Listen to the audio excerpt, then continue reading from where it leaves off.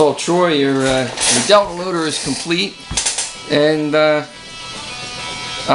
is the first time I did a Delta loader using the FlySky radio, and it works nice. They got fantastic. What I'm always worried about is how much bucket curl travel you get, and it's great. I mean, clear up at the top. Let me get a little further away from the camera. Even clear all the way up, it dumps really well. There's no way anything's going to stick in the bucket. It nested, it's nice and tight.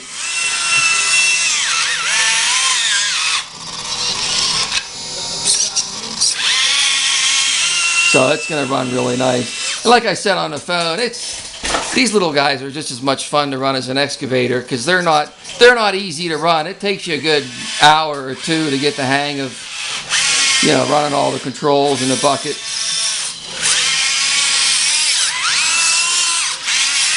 Oh, and that's in low range, that's in low speed. I have it marked here for low and high. Your first switch there's high speed. It's a zippy little machine. It's got high performance slot car motors in the drive. There's high speed,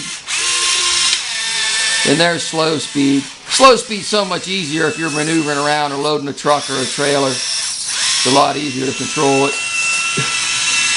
And this switch right here turns your lights, your head and tail lights on. There's your tail lights. And there's your headlights. And it's got a powerful, a 7955 TG titanium geared servo for the lift. It's digital. And it will, a lot of people ask me why it does it. It will shake and make noises because it's just the characteristic of a powerful digital servo. So you can get certain places where it will actually move. No, I won't be able to get it to do it. There, it's moving a little bit.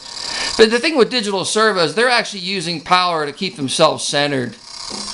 It's a top quality servo though, a 7955 TG. And then the bucket curl servos, those are digital high-tech servos as well. And they're powerful. They're like 35 or 37 ounces each. And there are two of them working in tandem. So you've got, at least 70 ounces of torque on the bucket curl, but of course that's only rated at like, maybe 3/8 of an inch out. So if you double that, would be 35 ounces, and then you double that again, that's what, half of 35 would be what, like 16, 17 ounces, and then go all the way out to the tip. But no matter how you add the numbers up, a full load of dirt would never challenge those servos because you probably, you can fill up with gravel that weighs, I don't think the bucket will even hold a half a pound of gravel. So you won't stress the servos, but you do have to be careful of leaving a constant load on the servo. Like if you just go like this and lift the front of the machine up, and now these servos are holding the weight of the machine, and if you walk away for 15 minutes and come back, both of those servos will be completely fried because they're working as hard as they can to hold the machine up. So don't leave a constant load on it. Even with the main lift servo, even though it has like 350 or 360 ounces of torque, you don't want to just let it sit there with a full load on it and just walk away. It'll fry the servo. It'll burn the servos up. This far switch here controls your beacon. You want to get to show up in the video. And it's a 4-mode beacon. So there's a fast rotate, slow rotate, slow blink, fast blink, and then off. So it works pretty slick. They're nice little beacons. And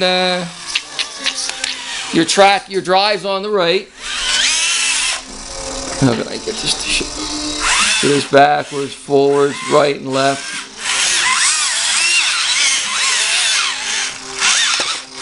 Oop, the other right.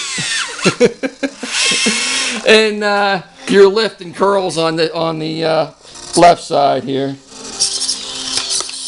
And the servos I have them programmed to run slow so that it looks more like hydraulics. It doesn't just zip up and down like a fast servo. Same thing with the bucket curl, so that it's not crazy fast.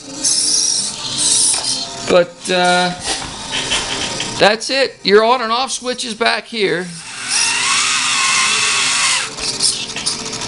See if it shows up in the film. Oh, here and there. Turn it a little bit. There you go. There's a little switch right there. Turn it off, on and off switch. And your charging jack. Let me turn these lights off. Your charging jack is right here.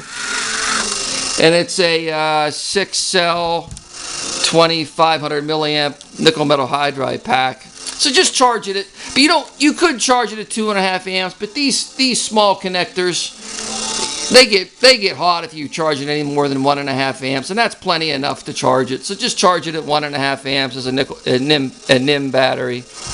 And it lasts quite a long time since I've been using these bigger batteries. You'll probably get well over an hour, probably an hour and 15 minutes to an hour and a half, depending on how hard you're working it. So the drives draw a lot of current if you're running at full speed over a long distance, and that powerful lift servo draws a lot of power. So if you're moving heavy dirt or moist dirt over a long distance, that's probably, even then, it'll probably still run for over an hour on a charge. So there you have it. There's your machine, Troy. I will box this up and ship it out first thing tomorrow morning, Saturday morning. Talk to you soon.